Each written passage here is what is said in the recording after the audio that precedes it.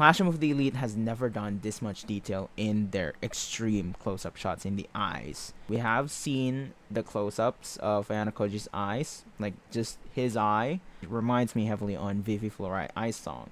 The way they do regular art style and then close-up shots is stunning, just like Clash of the Elite.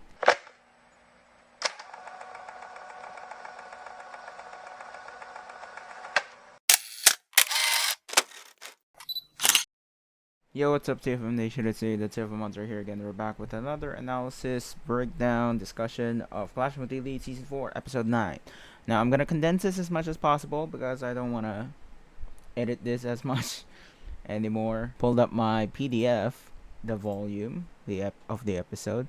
So, yeah, this is the soliloquy or monologue of Nanase, which is, by the way, adapted really well. Lurch, every time you adapt backstories super well. Alright, let's jump right into episode 9 of season 4, A Disquieting Beginning. This is the first episode of the island exam arc. Really enjoyed this backstory.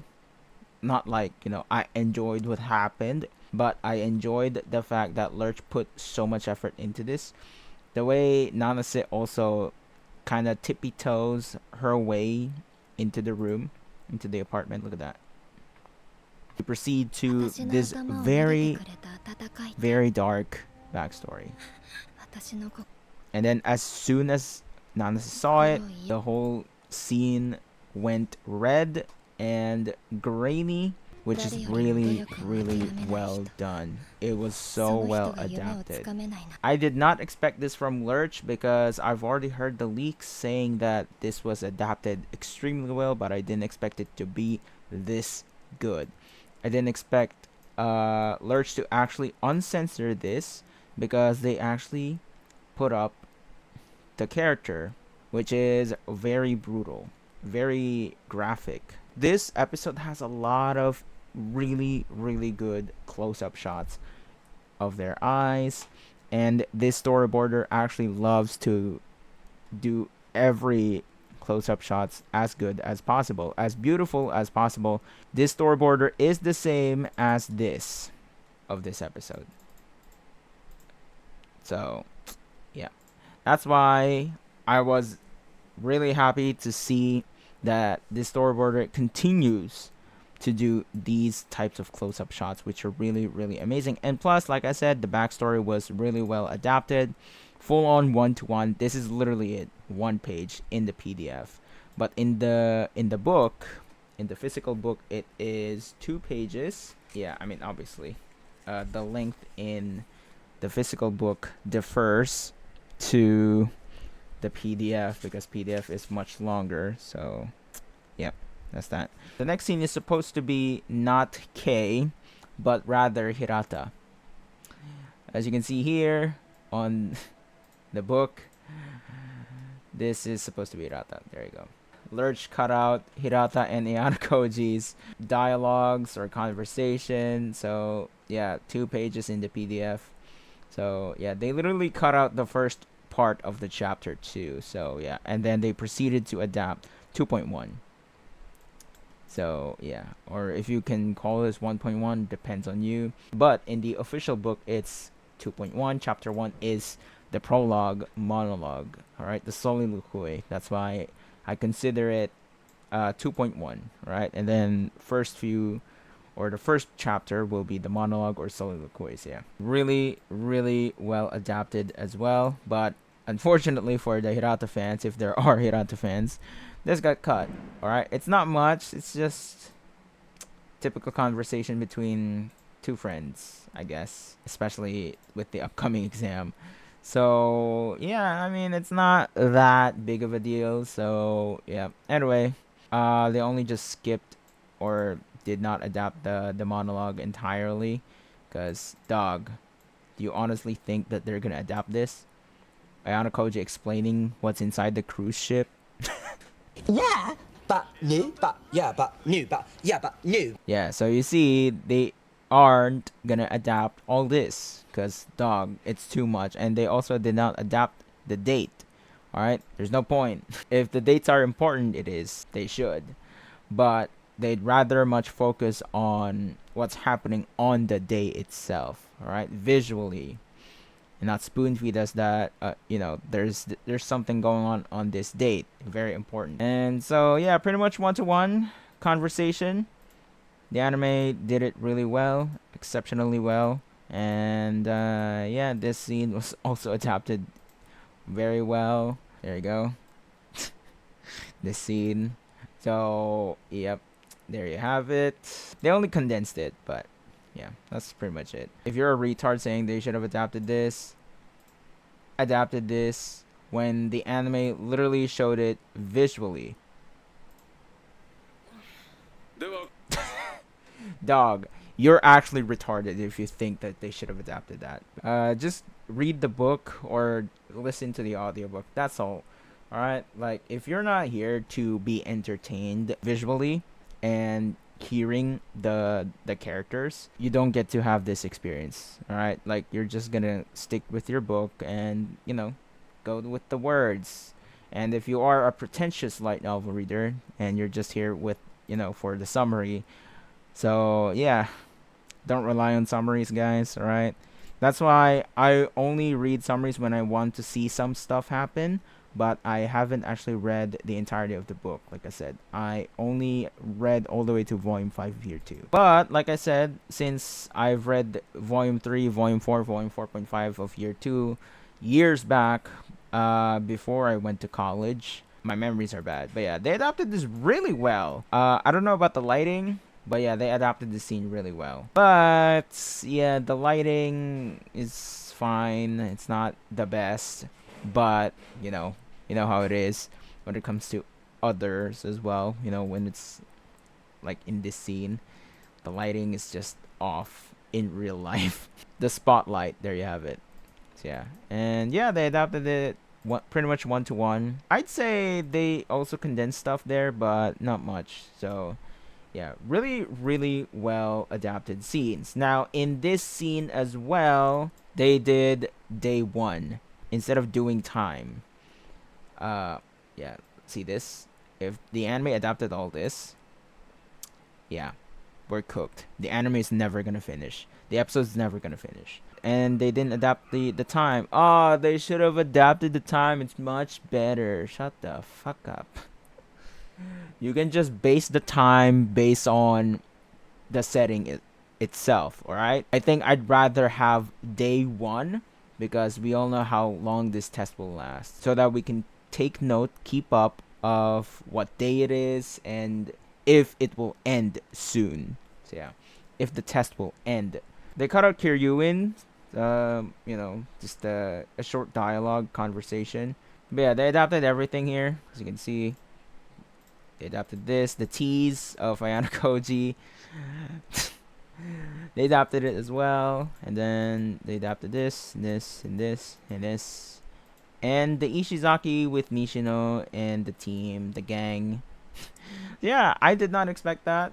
They could have cut that part out because it's not that important. All right, it's just Ishizaki being goofy, wants to win the test, etc. And then Ibuki also declaring war against Suzune. That's that. And then really weird stuff here. Nice. Alright, Ibuki. Nice. So yeah, they didn't adapt this part. As you can see, Kiryuin Senpai and Ayanokouji had a short conversation before he went out to the test. So yeah, they made it more cinematic. They made it moody, I love this shot. The landscape is so good. But yeah, and yeah, there you have it. Also, this was adapted pretty much one-to-one, as you can see here. So yeah, if you're thinking to yourself, they should have adapted the monologue, what the fuck are you on about? Look how long this thing is. Alright? Look at how long this monologue is. If you're still gonna complain about that shit, you are actually retarded. I didn't expect them to actually adapt this part as well with the Ayanokouji group. But yeah, they adapted some monologues, condensed it, and they didn't adapt the things that are, that can be represented in visual aspects. You know, a show not tell. If you guys know what that is, show not tell is literally a visual storytelling element. There's no need for words, just show the visuals and it will tell you what it means, what it meant. Alright? If you're stupid enough to understand it, then you should be spoon fed with a lot of the words, the dialogues, the monologues, alright? Yeah, I'm actually surprised that they adapted this scene really well. As you can see here, yeah, they pretty much did it 1-to-1. So, if anything, they could have cut this part out, but they didn't. Lurch decided to not cut this part out because we want to see more of Ayanokouji and his interaction with his group, his friend group. And then they also adapted some of the monologues here, as you can see, based on here. Pretty much condensed it as well, but that is the most difficult part in series into an anime format, is to condense the monologues, you know? Because that is the hardest part in visual storytelling. Because if it is a theatrical play, you cannot adapt monologues like this. Which is why I'm actually very impressed that they can condense stuff like that and still implement monologues. I gotta give props to Lurch because this is actually really, really good. A really good start for this exam arc, this island exam arc. Because like I said, this is the most hyped up arc for Clash of the Elite of Year 2. If not the later volumes. So yeah, pretty much adapted it 1-to-1 as well. And then this, yeah, they adapted it as well. And Lurch just gave out, you know, more effort in the animation again, which, by the way, doesn't usually happen in the first 3 seasons of Clash of the Elite. Season 1 had it at times. Season 2 and 3 lost it, essentially. It's pretty much just PNG still frames of students talking, yada yada, no interaction, like no action movement. Unlike this one, it literally has action animation movement, which is very impressive for Studio Lurch. But like I said, this is not Studio Lurch. This is Studio Hibari. I think they just named it Studio Lurch because Hibari is the main studio of Studio Lurch. Studio Lurch is the sub-studio of Studio Hibari. But if you take a look at the staff list of Clash of the Elite Season 4, it's mainly Studio Hibari. There's no Lurch, which is very interesting to see. But yeah, they adapted those scenes well. But there's a tease here that they literally teased for the upcoming event of Year 2. Alright? Because I'm pretty sure the anime will continue on and adapt the entire Year 2 arc of Clash of the Elite. And then they'll continue on with Year 3. So, yeah, I'm really impressed that they actually adapted Hoshinomiya Sensei talk, as you can see here. I didn't expect that. They could have cut this part out. They could have sacrificed this part. But no, Lurch decided to adapt it. And they decided to actually tease something. They could have adapted this monologue, yada yada. Anyway, like I said, 1-to-1. So, what more do you want from the anime, from this season? Because it's really, really well adapted. And I love the sceneries in this type of setting because the lighting is so good. The compositing is much better in the sunset. Like, they actually want to highlight the sunset of this this series, you know. They make it look better. And the night scenes. But yeah, they also changed this in the anime, the non-listed talk. There you have it. It's a short one, as you can see. Just mainly monologue, yada yada, and yeah, see, pretty short, just like the anime did. So yeah, unexpectedly they adapted it. I mean, obviously it's gonna be important for the build-up for non-listed, so that's why they had to implement that. But yeah, very confusing that they added the Hoshinomiya Sensei conversation, even though they could have cut that part out. And the Ayanokouji talk with the group, so with his friend group, so yeah.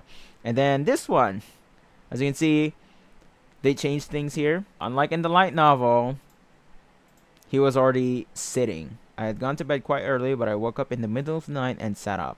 But in the anime, they did not. What they did is implement the dialogue or the monologue first, they adapted this monologue first, and then this sat up. 得点の主導権はこちらにある。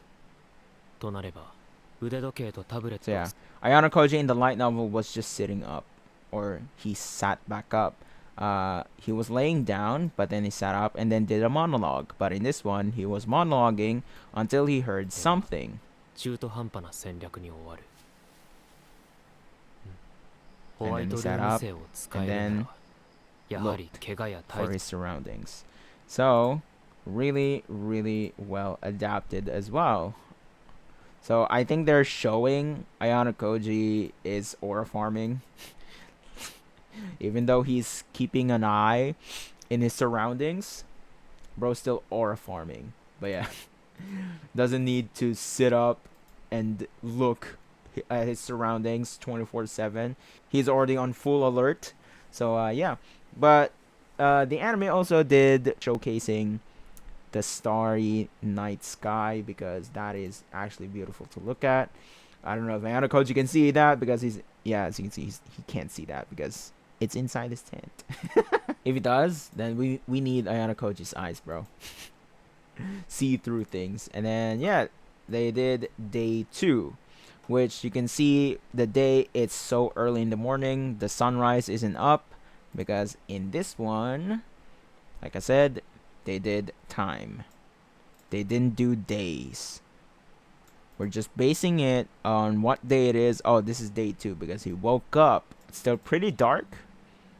That's why you can pretty much see in the visual aspect, the show not tell, that it's so early in the morning. Yeah, Ayanokouji woke up and decided to go. And then the sun is up. Really love the compositing here as well.